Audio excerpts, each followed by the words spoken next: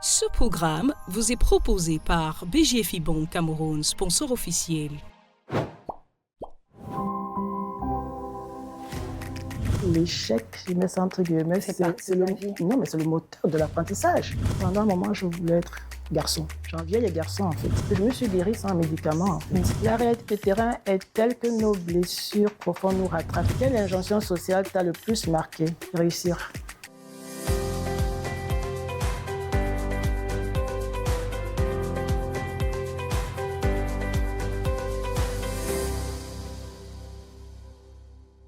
Bienvenue dans True Talks, votre rendez-vous 100% féminin en exclusivité sur Canal 2 International et Season Media.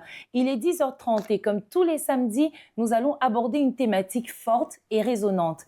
Être une femme, c'est souvent devoir cocher des cases, être douce mais forte, ambitieuse mais discrète, mère mais disponible, belle mais naturelle. Ces injonctions sociales, parfois invisibles, pèsent lourd sur les épaules de millions de femmes. On prend une courte pause à la régie et on vous revient avec cette thématique. À tout de suite. Merci à notre partenaire BGFI Bank Cameroun qui accompagne les femmes dans leurs projets de vie et d'émancipation. Nous recevons ce jour Sandrine Tchangé, psychothérapeute et médecin, pour décrypter les injonctions faites aux femmes, ces pressions, comprendre leurs origines et surtout apprendre à s'en libérer. Sandrine, bonjour. Bonjour Eva. Bienvenue sur le plateau de True Talks. Comment est-ce que vous allez? Bien, merci et merci de m'avoir invitée. Alors, ici, on va se tutoyer, on va échanger, on va essayer de sensibiliser les femmes et qu'elles en apprennent plus, surtout de toi, en tant que spécialiste dans le domaine. Les injonctions faites aux femmes, qu'est-ce que ça interpelle chez toi, Sandrine? Oh, alors ça, c'est un gros sujet, effectivement, et je suis déjà ravie qu'on ait décidé de l'aborder. Et peut-être je vais poser un petit cadre avant de répondre à la question. Bien sûr. C'est celle de dire que peut-être que je vais dire des choses qui vont sortir de ce qu'on a l'habitude d'entendre. Bien sûr. Et juste pas se fermer, de dire aux auditeurs, juste de laisser une porte ouverte. Ils ne sont pas obligés de prendre, mais au moins écouter. Donc voilà, ça c'est un peu le petit cadre que je voulais mettre avant. Et pour répondre à la question, en fait, les injonctions, c'est source de beaucoup de souffrance en fait, chez les femmes, effectivement. Quelles sont les injonctions les plus fréquentes que vous observez chez les patientes, par exemple? C'est déjà ce qui a été dit en entrée. Déjà, peut-être qu'on va définir ce que c'est qu'une injonction. Oui. Voilà, parce que c'est des normes, en fait, qui peuvent être implicites ou explicites. Et je ne sais pas comment dire, mais pour que les choses se passent bien en société, les vivre ensemble, en fait. Donc, du coup, les femmes, déjà toutes petites, intériorisent pas mal d'injonctions et donc avec des contradictions qui ont été justement notées au début, être douce et forte, être disponible et ambitieuse. Belle et naturelle. Exactement. Et du coup, chez les patients, quelles sont les injonctions les plus fréquentes que vous observez? Ce sont plus des pressions sociales, ce sont des pressions personnelles? Alors, les pressions sociales sont importantes. C'est-à-dire que l'apparence est quelque chose qui est très, très important chez nous. Et malheureusement, parfois, ça occulte vraiment l'essence de la personne, ce qu'elle a réellement apporté, parce qu'on met beaucoup d'énergie sur l'apparence. Alors, pourquoi est-ce que tu penses qu'il est important pour nous d'aborder ce sujet aujourd'hui, toi, en tant que psychothérapeute? Parce que ça nous bride énormément. Alors, ce qui est important, c'est de comprendre les enjeux d'un point de vue sociétal, de mon point de vue. C'est-à-dire que plus les femmes vont s'autoriser à être elles-mêmes, et meilleure sera la société. Donc, même les hommes ont à gagner énormément. Voilà pourquoi c'est important d'aborder ça, parce que tant que la femme n'arrive pas à être elle-même dans son authenticité, elle est bridée, en fait, parce qu'elle ne pourra pas atteindre ses potentiels, en fait, elle ne pourra pas les faire émerger pleinement ses potentiels. Est-ce que tu penses que ces pressions ont été amplifiées par les réseaux sociaux aujourd'hui?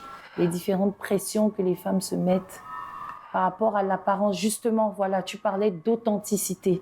Avec l'authenticité et le virtuel, les réseaux sociaux, est-ce que tu penses que les pressions se sont accentuées, justement? Alors, les réseaux sociaux, je pense qu'il y a un bon côté et un mauvais côté. C'est-à-dire qu'effectivement, on a tendance à plus se comparer aujourd'hui. Et quand on se filme pour Plaire. pour plaire, voilà, pour les réseaux sociaux, on va plutôt filmer les bons côtés de notre vie. Et ce n'est pas forcément ce qu'on vit au quotidien 24 heures sur 24. Alors, la personne qui vit peut-être une phase difficile va passer son temps à regarder des personnes qui sont dans des situations extraordinaires, la belle vie et tout. Elles ont l'impression, puisque là on parle des femmes, qu'elles passent à côté de leur vie. Alors qu'en réalité, ce sont que des petits bouts de vie qui sont filmés et mis bout à bout. On a l'impression que c'est toute la vie de la personne qui est ainsi. Exactement. Donc, effectivement, ça va, quand on se met dans cette idée de la comparaison, ça va avoir un effet délétère.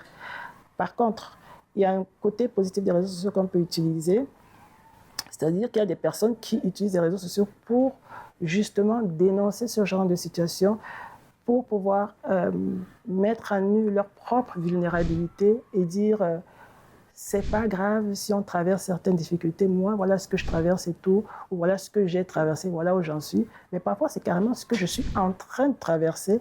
Et ça peut donner beaucoup de courage. Donc, les réseaux sociaux, voilà, c'est à double tranchant. Voilà. Mais Sandrine, est-ce que toi-même, en tant que psychothérapeute, tu utilises les réseaux sociaux pour venir en aide aux personnes qui en ont besoin? On sait qu'au Cameroun, la pratique de ton métier ou alors consulter même un psychologue, ce n'est pas encore vraiment dans les habitudes, dans les mentalités.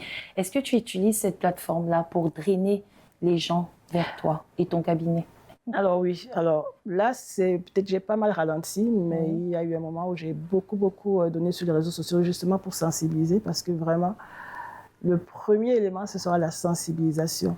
Nous sommes dans une société où quand on ne réussit pas quelque chose, on a le sentiment d'être un loser. Alors que l'échec, je mets ça entre guillemets, c'est le moteur de l'apprentissage. C'est-à-dire que si on n'échoue pas, on n'apprend pas, tout simplement. Donc, sortir de l'idée que l'échec, c'est un problème et c'est à cacher. Au contraire, commencer à valoriser ce côté de l'échec, parce que ce n'est que comme ça qu'on réussit réellement à apprendre. Alors, on va parler un peu de santé mentale. Quelles sont les conséquences, tu penses, que ces injonctions ont sur la santé mentale des femmes? Je vais commencer peut-être par la fatigue. Parce qu'il y a une vraie fatigue mentale. Si on regarde la vie d'une femme, en général, elle doit être femme, bien habillée, maquillée, belle et tout. Et en même temps, elle doit rester disponible en tant qu'épouse pour son mari. En tant que mère. En tant que mère, elle doit être disponible pour les enfants. En tant que salariée ou chef d'entreprise, elle doit être disponible pour son travail. C'est beaucoup trop. Et au quotidien, avoir des journées de 15 heures de travail, c'est beaucoup trop pour les femmes, en fait. Sur la durée, ça épuise. Donc, alors, peut-on parler de burn-out identitaire ou émotionnel? On peut parler de burn-out identitaire dans le sens où, et même émotionnel, dans le sens où on cherche à coller à une image, en fait. C'est-à-dire qu'on veut donner cette image de femme forte, en même temps de femme douce, de femme disponible, et en même temps de femme apprêtée et toujours bien sur elle. Enfin voilà, il y a beaucoup d'injonctions qui font que ça nous met beaucoup de pression. Et quand on essaie de caler une image qui n'est pas soi, c'est juste épuisant. Et effectivement, à ce moment-là, ça peut mener à un burn-out. Alors, les pressions et les injonctions sociales, comment est-ce qu'elles influent sur le choix de vie, des relations et même de carrière parfois?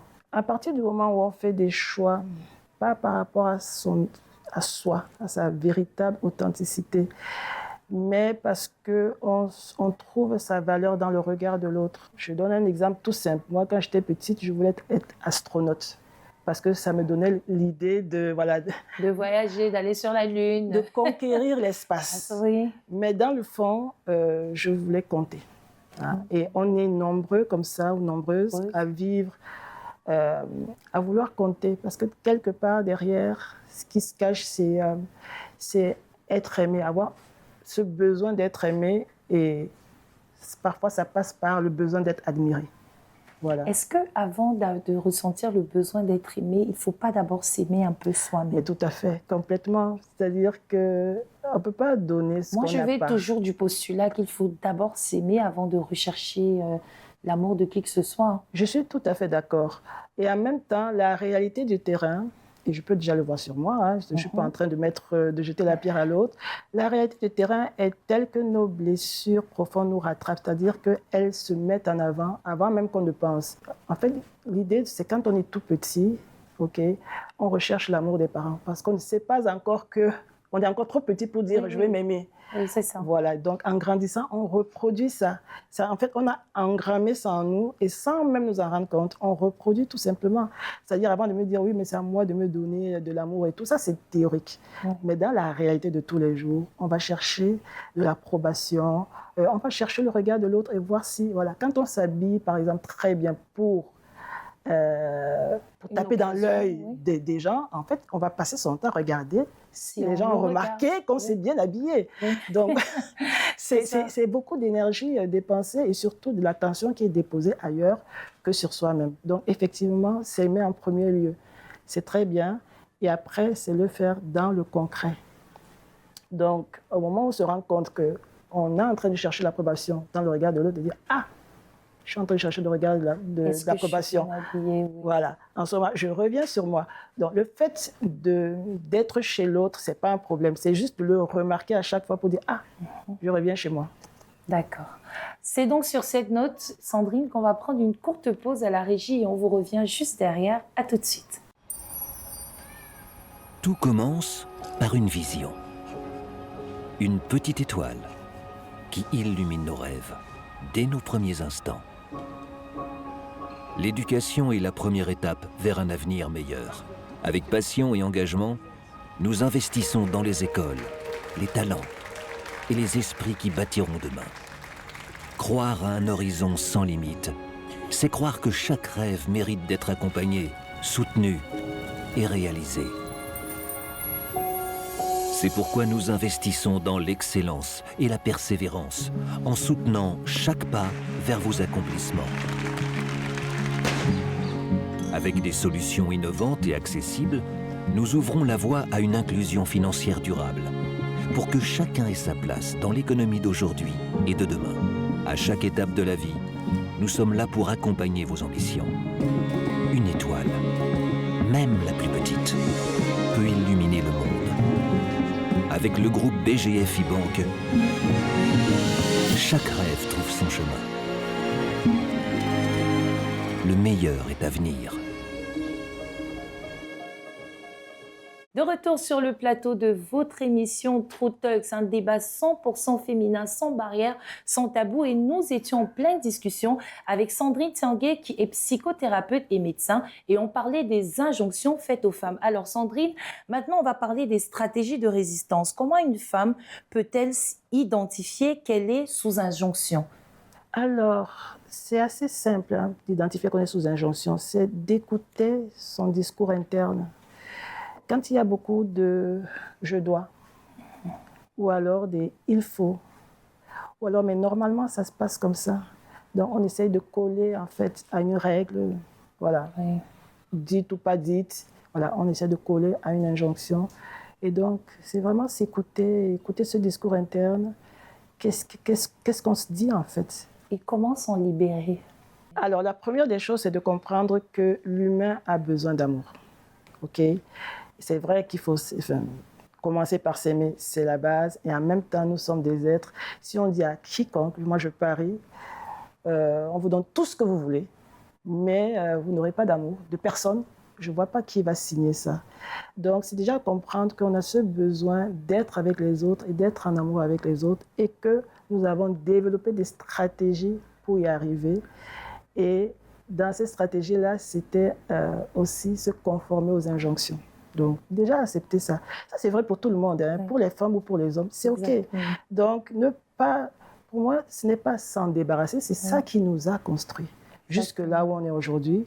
Et l'idée serait maintenant de le vivre en conscience. C'est-à-dire que je sais qu'il y a des injonctions dans la société qui peut-être me donnent des rôles. Le problème n'est pas ces rôles-là, le problème c'est comment est-ce que je le vis moi? Comment est-ce que je peux le vivre en conscience? Donc ça, c'est le premier pas pour avancer par rapport à ça. Alors, quel rôle joue la thérapie dans ce processus de détachement, de libération, d'acceptance de soi, d'appréciation de soi? Parce qu'il est question de tout ça aussi. Oui, tout à fait. La thérapie a ce côté d'apporter un espace safe, un espace de confiance. Parce qu'on a vraiment besoin, et ça, c'est même pas seulement la thérapie, on a besoin, en tout cas, c'est important, je conseille énormément de s'entourer de personnes bienveillantes qui vont savoir écouter. Et la thérapie apporte ce côté-là où on peut réellement déposer tous ces masques et se montrer tel qu'on est. Et s'aimer, même dans ces côtés où on estime être négatif, on arrive à s'aimer dans ces côtés-là. Comment est-ce que les familles, les entreprises, les partenaires peuvent soutenir leurs conjoints dans ce processus, dans cette dynamique de libération, de toutes ces injonctions, d'essayer de vivre avec beaucoup moins de pression? Comment est-ce que les familles et amis, partenaires de vie et entreprises peuvent soutenir les femmes dans ce processus? Alors, déjà, je crois que le premier point, c'est de comprendre qu'une femme qui est détendue, qui est épanouie, qui est à l'aise, eh bien, elle va faire du bien à toutes les personnes qui sont autour d'elle. Et ça, c'est le premier point. Oui. Et je vais commencer peut-être par les partenaires de vie. Souvent, il y a cette injonction de il ne faut pas être trop ambitieuse parce que tu vas faire fuir les hommes, tu vas faire fuir ton homme, ou tu ne vas pas trouver, tu ne vas pas te marier, ou des choses comme ça qu'on peut entendre, les jeunes peuvent entendre ça. Et c'est de dire aux hommes, surtout n'ayez pas peur des femmes ambitieuses. Parce que, alors ambitieuse, pas dans le sens négatif, mais dans le sens de qui veut vraiment porter même le foyer, qui veut se réaliser. Qui veut se réaliser, voilà, c'est ça. C'est-à-dire qui exprime ses potentiels. Plus elle va exprimer ses potentiels et plus vous serez gagnant et vous serez en haut, en fait. C'est ça. Elle va vous porter encore plus haut que ce qu'elle a. C'est une compétition, c'est une complémentarité, c'est pas une compétition. Au contraire. Et donc, ça, c'est le premier point que je dirais, par exemple, par rapport aux partenaires. Pour les autres, que ce soit la famille, les amis. Voilà. Je dirais la bienveillance, mais je vais être plus explicite, c'est-à-dire... Le dialogue? En fait, essayer de chausser les lunettes de l'autre, c'est-à-dire avant, parce que spontanément, il y a le jugement qui peut partir. Alors, moi, je ne suis pas contre les jugements, c'est juste être attentif au fait que les jugements me disent quelque chose. Donc, par exemple, je fais beaucoup de jugements. Je n'ai pas peur de dire que je fais beaucoup de jugements, mais par contre, ces jugements me parlent de moi. Donc, juste dire aux personnes, quand vous jugez, sachez que ça vous parle de vous, en fait. OK? Et du coup, ça peut vous donner des clés pour avancer dans accompagner la personne, voilà, qui n'a pas, voilà, la femme qui n'a peut-être pas, qui n'est pas tout à fait dans les injonctions et tout. Et il y a peut-être un jugement qui part et de dire, OK, il y a un jugement qui part, mais ce jugement parle de moi. Donc, être à l'écoute de ça, à l'écoute de soi et à l'écoute de l'autre, essayer de chausser les lunettes maintenant de l'autre. Une fois que je peux accueillir mes jugements et me rendre compte que ça parle de moi et pas de l'autre que je suis en train de juger, je peux maintenant chausser ces lunettes et voir la vie à travers elle. Comment est-ce qu'elle perçoit la chose, pourquoi est-ce qu'elle s'est comportée, comment est-ce qu'elle le vit. Donc ça demande un petit effort quand même pour se mettre un peu à la place des autres et surtout pour accueillir ce que nous on vit même en soi. Alors Sandrine, on va prendre une petite transition pour passer à la partie quiz de cette émission. À tout de suite. De retour, chères téléspectatrices, vous connaissez déjà cette partie de notre programme, mais Sandrine, non. Alors, le concept est simple. Tu as cette boîte-là, offerte par notre sponsor BGFI, que tu vas prendre. Il y a des questions à l'intérieur. Tu dois répondre à 5 questions, 1 minute par question, pour qu'on puisse voir ta sincérité. Si tu perds trop de temps, on va estimer que tu n'as pas été très sincère sur le coup. Donc, ça marche. Voilà, je te laisse prendre la boîte. Okay. Tu nous lis les questions et tu y réponds en 1 minute chacune. Toutes les questions? La première, oui. Alors, peut-on vraiment parler d'émancipation féminine quand la société continue de juger le degré de féminité d'une femme? Je crois qu'il y a la réponse dans la question. Oui. Oui, puisqu'on a déjà parlé du fait que les jugements étaient castrateurs, oui. Okay, pour tout le monde, donc, y compris pour les femmes. Voilà, et donc l'émancipation, c'est pas encore ça. OK. Donc, Deuxième. Alors, en tant que médecin, as-tu remarqué que la société pardonne moins les failles d'une femme que celles d'un homme?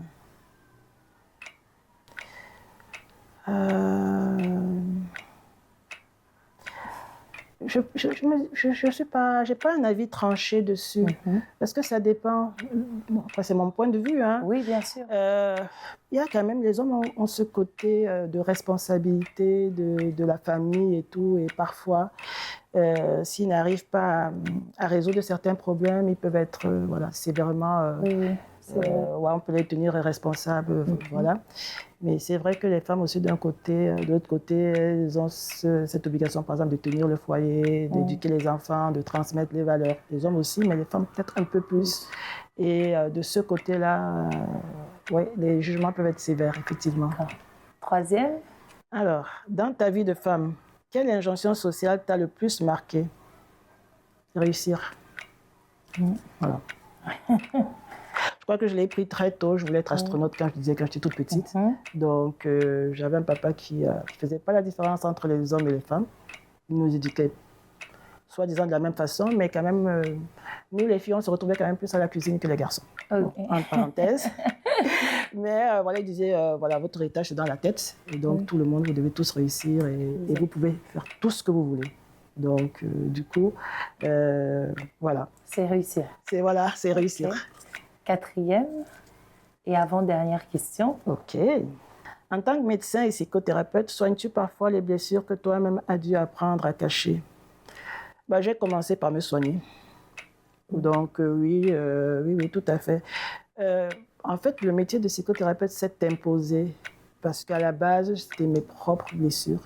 Jusqu'à ce que je tombe malade et que je me rende compte que la médecine n'avait pas de... La médecine conventionnelle, on va dire comme ça, n'avait pas de réponse par rapport à ce dont je souffrais. Et c'est comme ça que je suis allée chercher des réponses. Et ça m'a amené, entre autres, à la psychothérapie. Donc oui, effectivement... En fait, tu as transformé un peu une peine en voilà, réussite. Complètement. Et à partir de ce moment, c'est là que j'ai compris, en fait, que la médecine conventionnelle, telle que je la proposais, il y en avait beaucoup qui pouvaient le faire. Par contre, avec ce que j'ai pu prendre en plus, parce que je me suis guérie sans médicaments, en fait. Donc, je me suis dit, là, il y a quelque chose à faire là-dedans. Et voilà pourquoi aujourd'hui, j'ai fait ce choix-là. Wow. Super, bravo en tout cas. Merci. Et dernière question. Dernière. Alors, si tu n'étais pas une femme, penses-tu que ta vie aurait été plus libre? Pourquoi? Alors, ça, je me disais avant. Alors, il paraît que mon père attendait un garçon quand je suis née. Donc, pendant un moment, je voulais être garçon. J'enviais les garçons, en fait. Et aujourd'hui, je crois que j'aime bien ce côté challenge, un peu plus que les femmes ont, parce que j'aime les challenges. Et du coup, non, je ne pense pas que ma vie aurait été plus libre. Voilà, j'ai plutôt envie de toucher plus de monde pour qu'on soit plus nombreux, justement, à s'autoriser à vivre de plus en plus notre liberté. Et c'est ça. Voilà. Merci beaucoup, Sandrine. C'était vraiment très enrichissant d'écouter tes réponses. Tu peux te débarrasser de tout ça sur la table. D'accord. Hop. On va conclure l'émission. On est arrivé à la fin de cette émission. Et j'ai encore 3 petites dernières questions pour toi. Si tu as un message à adresser aux femmes qui se sentent enfermées dans des rôles imposés, qu'est-ce que tu leur dirais? Moi, je leur dirais que chaque être humain est un miracle. Je dis souvent aux gens, est-ce que tu as déjà appris à ta thyroïde à fonctionner? Est-ce que tu as déjà appris à ton poumon, à tes cellules pulmonaires, voilà, à respirer? Non. En fait, le corps est une mécanique incroyable. En moyenne, on dit qu'on a à peu près 33 milliards de cellules. Et ensemble, elles fonctionnent comme une seule entité. Donc, chaque être humain est un miracle. Et je dirais aux femmes, elles n'ont rien à prouver. Et aux hommes qui souhaitent être des alliés dans cette démarche, que leur dirais-tu? Soutenir... En fait, c'est bien quand on est entouré de personnes inspirantes. Okay? Et si soi-même, on n'arrive pas à dépasser certains blocages, ça vaut le coup de soutenir votre partenaire qui fait la démarche parce que ça peut vous inspirer à dépasser les vôtres aussi. Ensemble, on est toujours plus fort en fait. Alors, enfin, que souhaites-tu transmettre aux générations futures sur ce sujet? Alors, les générations futures, aussi bien les garçons que les filles, hein, je reviens sur chacun de nous est un miracle. Vous n'avez rien à prouver et surtout apprendre à se connaître pour vivre toujours plus son authenticité. Merci beaucoup Sandrine Tiangué pour cet éclairage précieux et merci d'avoir accepté notre invitation. Et merci à toi de m'avoir invitée. Les injonctions sociales ne sont pas des fatalités. Les femmes ont le droit de choisir, de s'affirmer et de se réinventer. Et la société a le devoir de les accompagner dans cette liberté.